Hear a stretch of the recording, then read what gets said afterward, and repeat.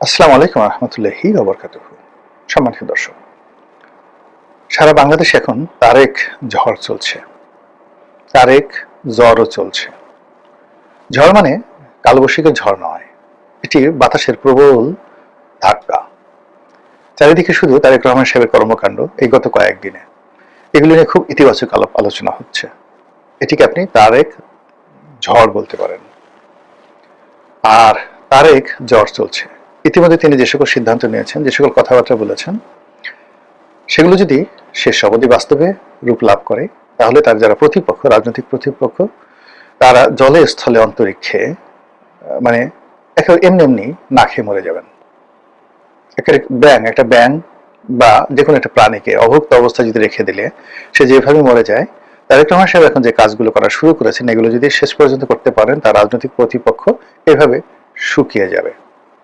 এজন্য এটাকে আমি জ্বর বলছি, যে জ্বর হলে মানুষ যেভাবে কাঁপে, তো এরকম তারেক সাহেবের যারা প্রতিপক্ষ তারা সেভাবে কাঁপছে। প্রথমত যে শুরুটা কিন্তু জামাত দিয়ে হয়েছে, একটি ভালো কাজ। জামাতের যারা নেতাকর্মী তারা যখন বললেন যে আমরা কোনো সরকারি প্লট নেব না এবং ট্যাক্স ফ্রি গাড়ি নেব না, এটা বিএনপির উপর একটা চাপ সৃষ্টি করলো। তো সঙ্গে সঙ্গে কিন্তু আবার বিএনপি বলে ফেলল যে তাদের সংসদ সদস্য যারা আছেন তারা কোনো সরকারি প্লট নেবেন না আর কোনো ট্যাক্স ফ্রি গাড়ি নেবেন না। এটা এই মুহূর্তে আমি মনে করি বাংলাদেশের জন্য সুসংবাদ। আর এই সুসংবাদ দেওয়ার জন্য আমি অন্তরের অন্তঃস্থল থেকে জামাতের আমির সম্মানিত মোহতারাম জনাব ডক্টর শফিকুর রহমান এবং তার সঙ্গী সাথী যারা মজলিসের সুরার সদস্য এই সিদ্ধান্ত নিয়েছেন, তাদের সবাইকে ধন্যবাদ জানাচ্ছি। আর জামাতের এই যে ভালো কর্মটিকে যে বিএনপি অনুসরণ করেছে, এই জন্য তাদেরকেও ধন্যবাদ। এবং আগামীতে বিএনপি এমন নজির স্থাপন করবে যা কিনা জামাত অনুসরণ করতে বাধ্য হয়। এই গাড়ি এবং প্লট, এই বিষয়গুলো নিয়ে কথা বলবো। এটা খুব দৃষ্টিকটু, যদিও সংসদ সদস্য হিসেবে মানে অনেকে গাড়ি নিয়েছেন, আমিও নিয়েছি, অনেকে প্রায় সবাই গাড়ি নিয়েছে, আমিও নিয়েছি, কিন্তু বেশিরভাগ লোক এই গাড়িগুলো বিক্রি করে দিয়েছে। আমি আজকের ভিডিওর মাধ্যমে বললাম যে সরকার যদি সিদ্ধান্ত নেয় যে অতীতে যারা গাড়ি কিনেছেন, যারা অতীতে গাড়ি নিয়েছেন ট্যাক্স ফ্রি গাড়ি, এই গাড়ি ফেরত দিতে হবে। আমার গাড়িটি এখনো আছে, আমি ফেরত দেবো, আমি সঙ্গে সঙ্গে ফেরত দিতে রাজি। এই জিনিসগুলো দরকার নেই আমার। আমি একেবারে সরকারি পুলে আমার গাড়িটা 2011 সালে নিয়েছি। 2011 সনে যেভাবে ছিল ওভাবেই আছে, ওভাবেই আছে, সুন্দরভাবে আছে। আমি এটা ফেরত দিয়ে দেবো সরকারি পুলে। আমার যে ইম্পোর্ট মূল্য যেটা আমি কিনেছি যে টাকা দিয়ে, সে টাকাটা দিলেই হয়ে যাবে। এলসি ভ্যালু যেটা আছে সেই এলসি ভ্যালুটা দিলেই হয়ে যাবে। সরকার আমাকে টাকা দেবে, আমি সরকার গাড়ি নিয়ে নেবে, এরপরে সরকার এটা পরিবহন বলে ব্যবহার করতে পারবে, আমি রাজি। এনিওয়ে, আমি এটা আহ্বান জানালাম। আর যেটা ভবিষ্যতে আমি বলতে চাই, তারেক রহমান সাহেব যে কাজগুলো করছেন খুবই ব্যতিক্রম। যেমন তিনি নিজের গাড়িতে করে ঘুরবেন, গাড়ির তেল নেবেন না, ব্যক্তিগত ড্রাইভারে চলবেন, তার প্রোটোকল থাকবে না। কেবলমাত্র আগে যেখানে প্রধানমন্ত্রীর আগে পিছিয়ে 8টি করে নাকি গাড়ি থাকতো, আমি জানি না এটা, এখন এটাকে 4টি করে গাড়ি থাকবে। এটাও তিনি বাদ দিতে পারেন, ডাজ নট ম্যাটার। তাকে তিনি এইভাবে কাজ করলে কেউ তাকে মারবে না। আননেসেসারি এই সকল ভুং ভাং করে দেখা গেল যে এসএসএফ বা বিভিন্ন বাহিনীর যারা লোকজন আছে তারা অতিরিক্ত কতগুলো টাকা নিয়ে নেয়। এই যে এসএসএফ বা পিজিআর, বাংলাদেশের পিজিআর এসএসএফ, মানে একের মাত্র বিদেশি লোকদেরকে গার্ড অফ অনার দেওয়ার ছাড়া পিজিআর এর কোনো কাজ আছে, মানে প্রেসিডেন্ট গার্ড রেজিমেন্টের কোনো কাজ আছে? I do not think so.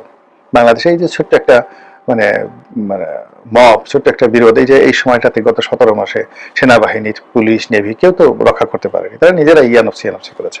ফলে জনগণের শক্তির উপর দিয়ে রাজনৈতিক দলগুলোর আর কোনো শক্তি নেই। যে ভালোবাসা তারেক রহমান সাহেবের আছে, তার এই সমস্ত কোনো কিছুর দরকার নেই। তার ব্যক্তিগত সিকিউরিটির জন্য এসএসএফ বা পুলিশই যথেষ্ট, মোর দ্যান এনাফ। সবচেয়ে অত্যাধুনিক অস্ত্রশস্ত্র বা এসএসএফ নিয়ে তো শেখ হাসিনা থাকতে পারেননি। তিনি মাত্র 1 ঘন্টা সময় চেয়েছিলেন কাপড় চোপড় গোছানোর জন্য, সেটাও হয়নি। কাজে এটা তারেক রহমান সাহেবের দুর্ভাগ্য। আসলে শেখ হাসিনা যতটুকু সময় পেয়েছেন, হেলিকপ্টার ওঠার সময় পেয়েছেন, তিনি হেলিকপ্টার ওঠার সময় পাবেন না।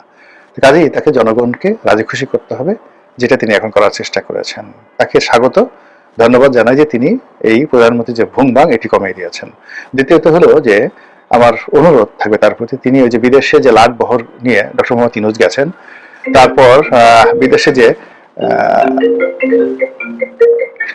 যে লাট বহর নিয়ে প্রধানমন্ত্রী শেখ হাসিনা যেতেন, তারপরে প্রধান উপদেষ্টা যেতেন, এই লাট বহরটাকে তাকে বাদ দিতে হবে। ফ্ল্যাট ভোটটা বাদ দিতে হবে, জাতিসংঘে ভাষণ দেওয়ার জন্য তার যাওয়ার দরকার নাই, তার পররাষ্ট্রমন্ত্রী যথেষ্ট। এনাফ, এগুলো আননেসেসারি।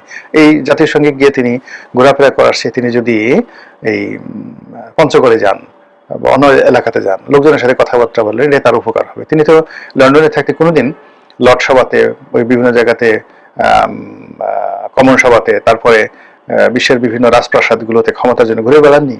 তিনি তো ওই কাফেতে বসছেন, মেট্রোতে ঘোরাফেরা করছেন, জুতো পরে রাস্তায় একাকে ঘোরাফেরা করছেন, কিন্তু আল্লাহ তার তকদিরে রেখেছিল তিনি তো সেখানে চলে আসছেন। ফলে ওই জাতিসংঘ বিভিন্ন রাজাবাদশাদের সাথে বন্ধু, ছবি, রাষ্ট্রদূতদের সাথে দহরম বরম দুই পয়সার কাজে আসে না, কারো কাজে আসে না। এক্ষেত্রে কি হবে, শেখ হাসিনার জামানাতে বা ডক্টর মোহাম্মদ ইউনূসের জামানাতে হাজার হাজার কোটি টাকা কেবলমাত্র বিমান ভাড়া এই সমস্ত ভুংভাং করে বিদেশে ভ্রমণে ব্যয় হয়েছে।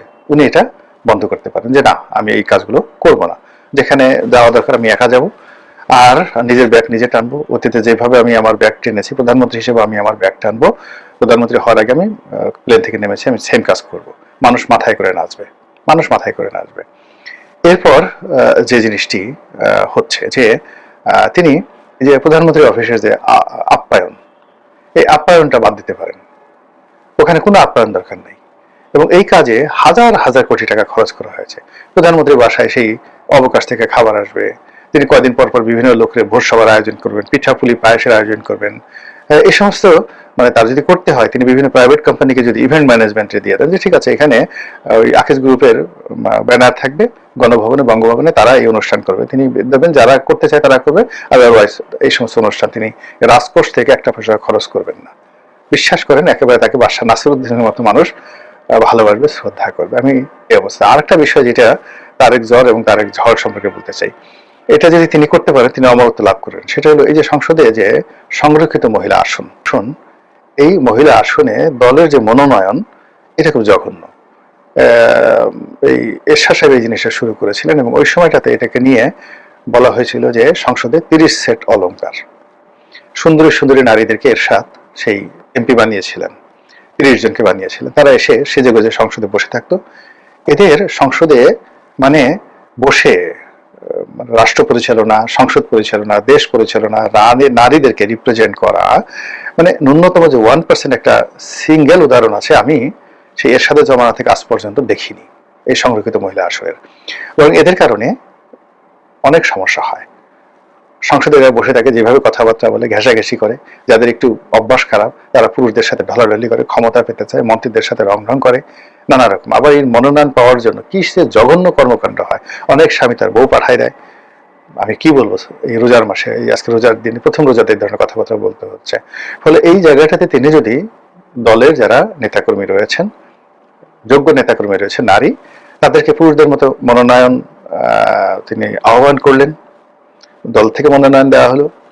এরপরে তাদেরকে নির্দিষ্ট অঞ্চল, এই যে যেভাবে তাদের একটা এলাকা থাকে, এইভাবে তাদের একটা নির্বাচনী অঞ্চল দিলেন, এলাকা দিলেন, এবং সেখানে তিনি ওপেন করে দিলেন যে অন্যান্য আমার দলের প্রার্থী এরকম ঝর্ণা বেগম, এখানে জামাতের যেমন আছেন বর্ণা বেগম, অন্যান্য রাজনৈতিক দল দিতে পারে, এমনকি স্বতন্ত্র মহিলারা তারাও এখানে নির্বাচিত হয়ে আসতে পারে। একটা ইলেকশনের আয়োজন করলেন, যারা আসবেন যোগ্য, সম্মানিত, এবং তাদের প্রতি জনগণের আস্থা থাকবে। এবং এখানে এমনও তিনি করতে পারেন যে না ঠিক আছে, এখানে সংরক্ষিত নারী আসন, এখানে নারীরাই শুধু নারীদেরকে ভোট দিবে, অথবা পুরুষের ইচ্ছা করলে দিতে পারে, নাও দিতে পারে। এইভাবে তিনি করতে পারেন।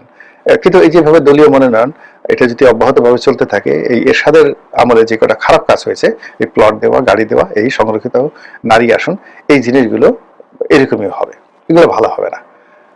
যেভাবেও একটা ইলেকশনের ব্যবস্থা করা উচিত একটা এলাকাতে। এমনকি যে ভদ্র মহিলা হবেন তিনি তার নির্বাচনী এলাকাতে যে ইউনিয়ন পরিষদ বা যে উপজেলা আছেন, সেই উপজেলার ভোট হইল, তাহলে ধরুন আপনি 60 জন উপজেলা, যার যার উপজেলাতে যে সবচেয়ে বেশি ভোট পাবে, এরকম সর্বোচ্চ ভোট পাওয়া 60 জনকে আপনি মনোনয়ন দিলেন। মানে দেখা গেল যে একটা সংসদীয় এলাকাতে দুটো থানা থাকে, যদি মহিলার 60টি আসন ধরা হয় বা 100 আসন ধরা হয়, তাহলে তাদের দেখা গেল যে 4টা-5টা করে উপজেলা হবে। এই ঝামেলা করার চেয়ে বলা হয় যে না, তিনি যে উপজেলার বাসিন্দা সে শুধু সেই উপজেলায় ভোট হবে। তো সেই উপজেলায় সে যত % ভোট পেয়েছে, আবার অন্য যে উপজেলাতে হবে সে যত % ভোট পেয়েছে, এর মধ্যে সর্বোচ্চ যারা ভোট পেয়েছে তাদেরকে নিয়োগ দেওয়া হবে। এইভাবে একটা ব্যবস্থা, বিকল্প ব্যবস্থা করলে তারেক রহমান সাহেবের যে গুণগান, ঝড়, তার যে জ্বর, তার সম্পর্কে জ্বর, এগুলো মানে চলতে থাকবে এবং তিনি ভালো করতে পারবেন। এবং এখন আমাদের রাষ্ট্রটি আসলে খুব গরিব, ভীষণ রকম গরিব। এখানে একজন সরকার প্রধান, রাষ্ট্রপ্রধান সরকারের টাকা তছনছ করে ক্যানালি শার্ট পরবেন, 5 স্টার হোটেল থাকবেন, ডক্টর মোহাম্মদ ইউনূসের মতো গরিবের ব্যাংকার গিয়ে এমন হোটেলে থাকবেন যে হোটেলের এক রুমের ভাড়া 40 লাখ টাকা ফর 24 আওয়ার্স। 24 ঘন্টার জন্য এক রুমের ভাড়া 40 লাখ টাকা। এই কাজ তো ডক্টর মোহাম্মদ ইউনূস করে আসছে। তারেক রহমান সাহেব এই কাজগুলো করবেন না, এটা আমাদের আশা। যদি এই কাজটা তিনি করেন তাহলে এই এখন যে কাজগুলো হচ্ছে সেই কাজগুলো তার জন্য বুমেরাং হবে। বোঝার চেষ্টা করুন যে তিনি এখন যে চমকদায়ক কাজ করছেন, এই কাজ কিন্তু এরশাদ সাহেব করেছেন, তার চেয়ে বেশি। এরশাদ সাহেব বললেন যে আমি সাইকেল চালিয়ে আমার বাসা থেকে ক্যান্টনমেন্টে যাব। সবাই বলল আহা হা হা, মানুষ না যেন দেবতা, স্বর্গের দেবতা, এটাকে হয়? তিনি একদিন 2 দিন গেলেন, এরপরে তার জন্য মার্সিডিজ আসলো, তার জন্য এসএসএফ তৈরি হলো এবং সর্বকালের জৌলুসপূর্ণ একজন বাদশাহ হিসেবে তিনি বাংলাদেশকে 9 বছর শাসন করলেন। তারেক রহমান সাহেব এখন এই ট্রাফিক জ্যামের মধ্যে দিয়ে যাচ্ছেন, তার দেরি হচ্ছে এবং তিনি স্বাভাবিক ট্রাফিক জ্যাম অনুসরণ করছেন। আমরা বলছি মারহাবা মারহাবা মারহাবা, সেম কাজটা কিন্তু শেখ হাসিনাও করেছিলেন এবং তিনি ঘোষণা দিয়ে করেছিলেন যে আমি যদি নির্বাচিত হই তাহলে আমি এই কাজ করবো না। তারেক রহমান সাহেব অবশ্য ঘোষণা দেননি, কিন্তু শেখ হাসিনা ঘোষণা দিয়েছিলেন এবং তিনি নির্বাচিত হওয়ার পরে অনেক দিন এইভাবে তিনি চালচলন করেছেন, কিন্তু পরে তিনি নিজে রক্ষা করেননি বা তার সাথে বা আশেপাশে যে সকল লোকজন থাকে তারা সেটা রক্ষা করেনি। ফলে কি হলো, শেখ হাসিনার জামানাতে এই যে তার যে প্রোটোকল, সেই প্রোটোকলের কারণে এই শহর স্থবির হয়েছে বহুবার, আর এই রাষ্ট্রের কত হাজার কোটি টাকা যে খরচ গেছে তার কোনো ইয়াত্তা নাই। তো সেই কাজটি তারেক রহমান সাহেব শুরু করেছেন, ধন্যবাদ দিচ্ছি, কিন্তু আরো ধন্যবাদ দেবো, দোয়া করব যদি তিনি সেটি শেষ পর্যন্ত লালন করতে পারেন, পালন করতে পারেন, অনুসরণ করতে পারেন। এমনকি এই যে তার এই প্রোটোকলের পরিবর্তে তিনি যদি ব্যক্তিগত হেলিকপ্টারে করে বা রাষ্ট্রের হেলিকপ্টারে করে তার বাসভবন থেকে সচিবালয়ে আসেন, সেটাও রাষ্ট্রের জন্য অনেক অনেক কম ব্যয়। এখানে পার আওয়ার ফ্লাইং এ মানে হেলিকপ্টারগুলো খুব অল্প টাকা নেয়, সম্ভবত 50-60 হাজার টাকা হলেই তিনি আসতে পারবেন। কিন্তু তার গাড়ির বহর নিয়ে সবাইকে ঠেকিয়ে দিয়ে তিনি যদি সচিবালয়ে আসেন, 1 ঘন্টা যদি যানজট হয় সেই 1 ঘন্টাতে 100 কোটি টাকা লস হবে। তো এই কাজগুলো তিনি শুরু করেছেন, এটার জন্য তাকে অনেক অনেক ধন্যবাদ। তো এটা চলতে থাকুক, রাষ্ট্র চলমান, সমাজ চলমান, আমরাও চলমান। তিনি ভালো কাজ করেছেন, আজ প্রশংসা করলাম। আগামীতে যদি মন্দ কাজ করেন তাহলে অবশ্যই সেটা সমালোচনা করব, কোনো রকম দ্বিধা সংকোচ ভয় ছাড়া, যেভাবে অতীতে করে আসছি। আসসালামু আলাইকুম ওয়া রাহমাতুল্লাহি ওয়া বারাকাতুহু।